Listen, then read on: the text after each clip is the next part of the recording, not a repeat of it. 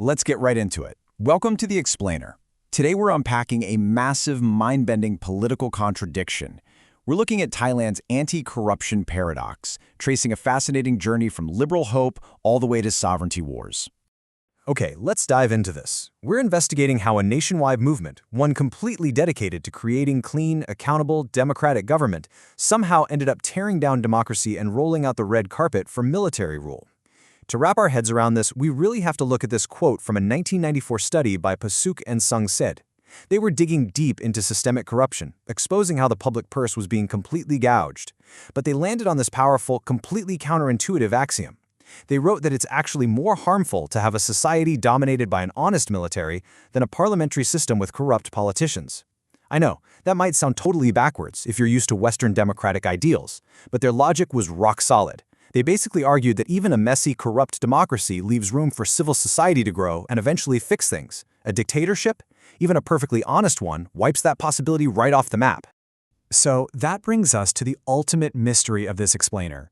Back in the 1990s, Thailand was pretty much on board with that idea. Yet over the next 20 years, they managed to flip that logic totally upside down. A passionate drive to kick out corrupt politicians literally became the very justification the military used to seize power. Seriously, how on earth did fighting corruption end up destroying democratic gains? To make sense of it, let's map out how this builds across a shifting timeline. Our source material breaks this down beautifully. In the 1990s, we see an emergent liberal period. Think of it as an era of real reform and hope. Then, hit fast forward to 2001, and things shift drastically into a consolidating populist regime, which completely shook up the status quo. Finally, this whole sequence crashes into what's called the military decisionist regimes of 2006 and 2014.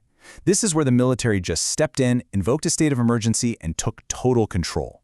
Keeping these three distinct eras in mind is absolutely crucial for cracking this paradox. Right, so let's rewind to the beginning of our story, the 1997 Constitution. At the time, this was a massive beacon of liberal hope. It was drafted specifically in response to the intense money politics of the era. Rampant vote buying and corrupt politicians skimming off the budget. The whole point of the 1997 Constitution was to fix this broken system by legislating a really strong executive government and giving citizens a rock-solid framework of rights. The fascinating thing here is how the reformers in '97 actually approached the problem. They used what analysts call a functionalist approach. Basically, they saw corruption as just a mechanical breakdown. It was simply an abuse of public office that could be fixed with some serious institutional engineering and strict legal responses.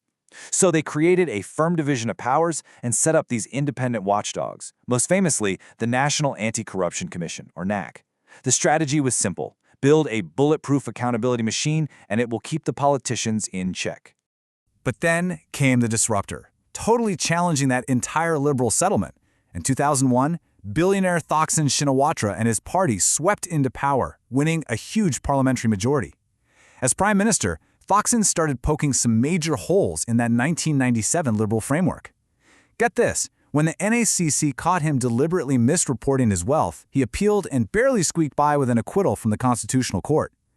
After that close call, his government actively started messing with the Senate and subjecting those independent agencies to heavy political intervention, totally blocking their ability to act as checks and balances. The shiny new accountability machine was essentially jammed.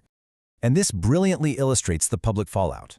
Take a look at this data from Transparency International. It's really revealing because public outrage wasn't spread evenly across the board. While frustration with the civil service and the police remained steadily high, there was this red-hot, tailored disapproval aimed specifically at elected political parties. Meanwhile, look at the military. Public perception of their corruption was actually declining right before the 2014 coup. People were starting to view political corruption as a unique, existential threat, far more dangerous than everyday bureaucratic graft. This right here is the crucial turning point. As the anti-Thaksin movement grew, their entire philosophy completely shifted. Remember that functionalist approach from the 90s? The whole let's just fix the laws and institutions idea? Yeah, they totally abandoned that. Instead, they embraced a behaviorist approach. They decided corruption wasn't an institutional glitch, it was a profound moral failing of the individuals in charge. It stopped being about legal due process and transformed into a full-blown moral crusade against the bad people who were capturing the state. This moral crusade didn't stay quiet. It took to the streets, mobilizing what our source calls virtue politics. The People's Alliance for Democracy, often known as the Yellow Shirts, organized massive protests. They were driven by an intense mix of morality, nationalism, and royalism. In their eyes, the whole institutional approach had flat-out failed. They began arguing that electoral democracy itself had a totally inadequate moral basis if it repeatedly allowed supposedly unethical politicians to take power and subvert the nation.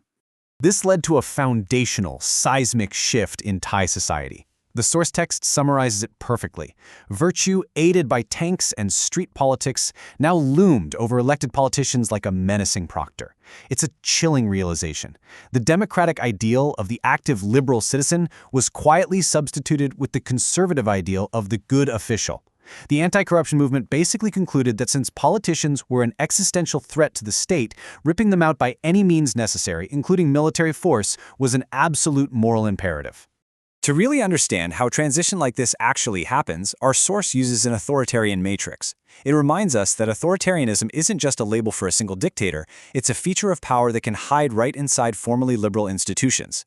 It's marked by four main things: unresponsible or unaccountable power, universal claims to legitimacy, like claiming you alone represent the shared morality of the nation, a hierarchy of linkages across state actors, and a high propensity to use coercion. This matters universally because it shows exactly how a system of authoritarian power can incubate inside a functioning democracy.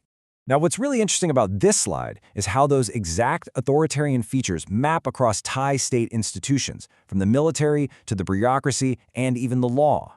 We are especially looking at these hidden pockets of authoritarian power. The failure to truly consolidate democratic rules back in the 90s left strategic elites in a permanent state of insecurity. Because the state was unconsolidated, these pockets of power were always lingering in the background, totally primed to be activated the second the liberal framework was deemed a failure. And when those dormant pockets of power activate, we plunge into what the author brilliantly terms sovereignty wars.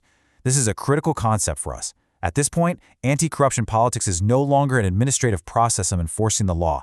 It becomes a fierce proxy battle. It's a war between regime framers over who fundamentally holds the legitimate right to possess the Thai state.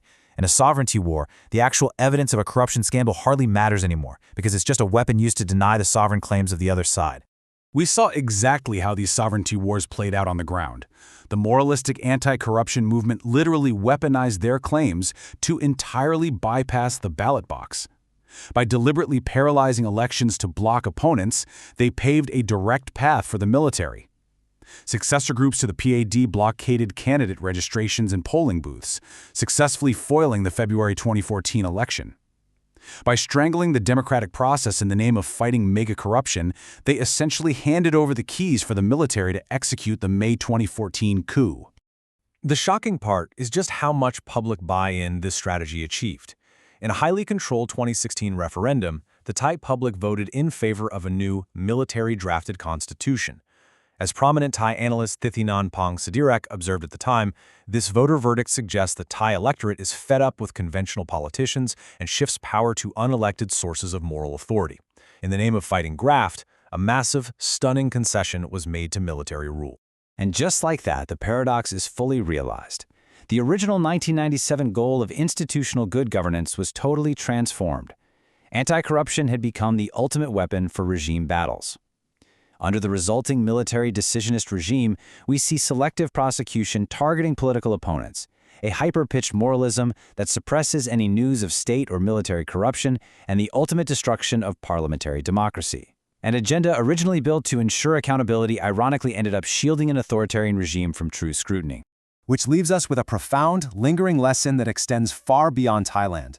It challenges us to look incredibly closely at the language of political reform anywhere in the world.